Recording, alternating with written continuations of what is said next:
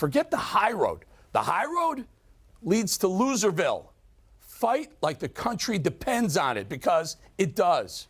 Let's not sit back and watch this train wreck happen.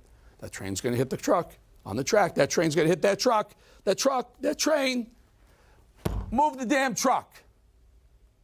Let's bring in Georgia Congresswoman Marjorie Taylor Greene, who I might think would tend to agree with that. Congresswoman, thank you for joining us. What are your thoughts on the new rules for conservatives? Well, the rules are not the same. As a matter of fact, it's a two-tier justice system, and everything that we're suffering from is from the Biden administration, who believes that they're above the law. I just got off the phone with Tara Reade today, Eric, and this is a woman that had a compelling story to tell, and she's been trying to tell it, as a matter of fact, for a long time now. But she's also been a victim of the weaponized government, and that's coming directly from Democrats. AOC, you were in New York City on Monday, and you pointed out how filthy and crime-ridden that city really has become. And shortly after that, New York Congresswoman AOC just had to jump in and defend that rotting apple and calling you, Congresswoman, petty. How do you respond to AOC?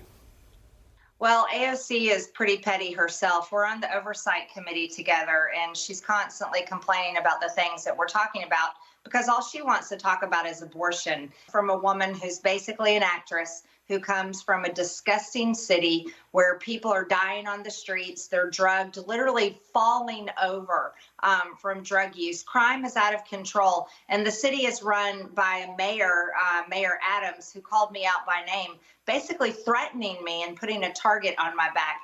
Eric, I'm going to go ahead and let you know that I got a death threat, a very serious one, the same day that I was in New York there. And I believe it's because of the way Mayor Adams, AOC, and Jamal Bowman were talking about me and speaking about me. And this person called my office and said they were going to slit my throat.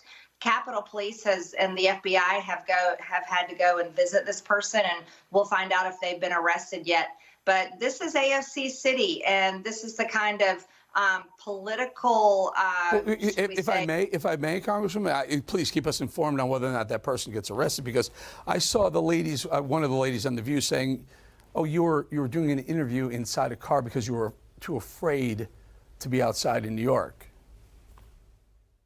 Well, I think I had reason to be concerned, especially with the atmosphere there.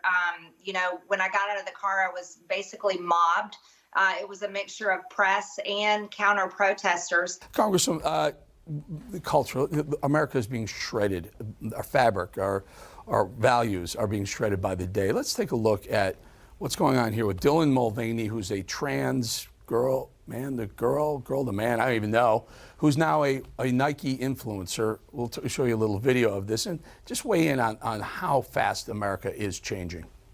Yeah, it's pretty hard to look at. You know what I see right there is I see someone that's extremely mentally ill. Dylan Mulvaney is a man. He's a biological man. And if you look at him, you can tell he's even probably got an eating disorder. He's extremely thin, looks like someone that's starving themselves. He's trying to do that so he can look more like a woman. And I think it's extremely disturbing that this guy is being uplifted by all these major corporations like Anheuser-Busch, Nike, Tampax, and many others. He is not a woman, and really what we're witnessing is the destruction of women. And it's shocking that it's coming from the Democrat Party, but it's also extremely disturbing. You see, this is grooming, you see, with what he's doing right here, because it's all over social media, and they're trying to make this normal, and they're trying to make middle schoolers, teenagers believe that this is something normal and they can actually change their bodies. I fear for young people. They must be so confused. Congresswoman, let's change the tone here a little bit. Some people say you may be on the short list if Donald Trump is nominated as a vice president. What would you say is the most pressing, the most concerning issue America faces right now? I'm very concerned about our dollar right now, Eric. We're not talking about this enough. I'm a business owner. That's what I did before I became a member of Congress. And it's extremely concerning to me the way the Biden administration has handled America's affairs on a global level. Final thought before we let you go, Congresswoman. Ron DeSantis, Donald Trump, GOP nomination. Well, Ron DeSantis hasn't actually declared he's running for president yet. It's just been assumed, based on many signs and indicators. I endorsed President Trump early on. I think I was one of the first ones to endorse him. And I'm standing with President Trump, and out of the two, he's the only one that declared he's running for president.